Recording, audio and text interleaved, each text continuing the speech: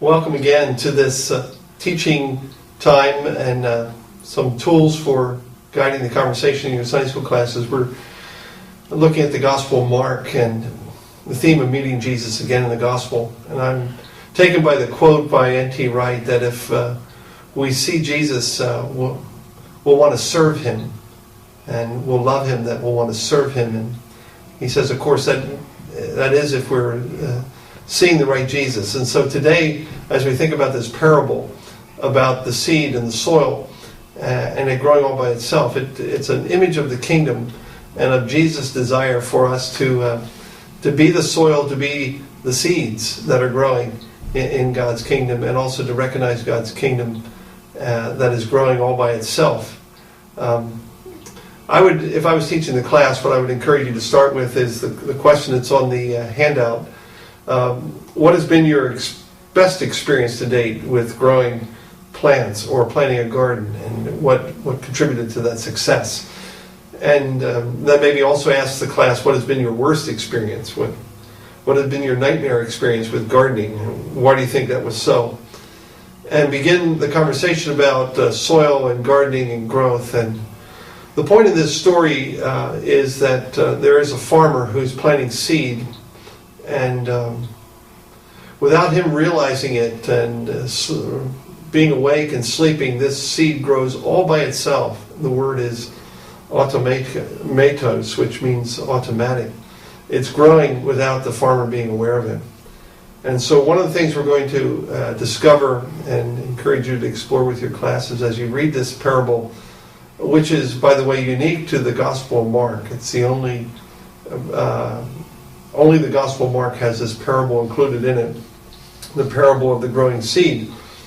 The point of it is that, and I encourage you to invite the class to think about, how is God at work in our lives even when we cannot see that growth, or even when there are seeds that are planted that we haven't seen. And that may relate to circumstances or situations in our personal life. It may involve situations in the lives of people we love, whether that's family or friends, who you wonder, how is God at work in these situations? It may have to do with the world we live in and how we see God's kingdom coming, and we believe that the kingdom is here, but it's not yet. So the conversation is about those kind of things. Now, what I'm going to invite you to consider is that what does this confidence that God is working even when we can't see, what does that confidence do for us in our lives? And I would say out of this, I'm going to point to three things it does. First, trusting God helps us not to be anxious about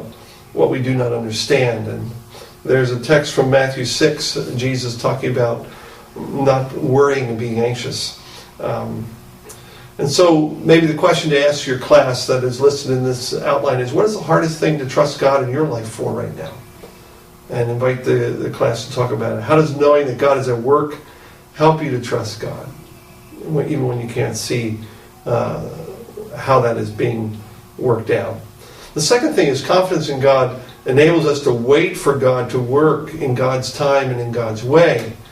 And Jesus was patient and unhurried in his life, and I invite you to think about how Jesus did the will of the Father patiently in an unhurried way. And often we are impatient. So how do we wait on God? And what are we waiting on God for at this time? Inviting the class to talk about that. And finally, third thing is, knowing that God is working frees us to risk scattering the seed. And this is probably the most exciting part of this story to me, and inviting you to think about with your class, how might God be inviting us to scatter seeds and allow God to do the watering and allow God to do the growing?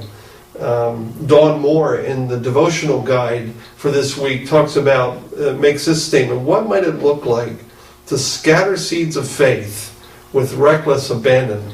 And so that's a great statement to invite your class to think and talk about. Thank you very much for your participation as leading and guiding the conversation. May God bless you as you do so this week. Thank you.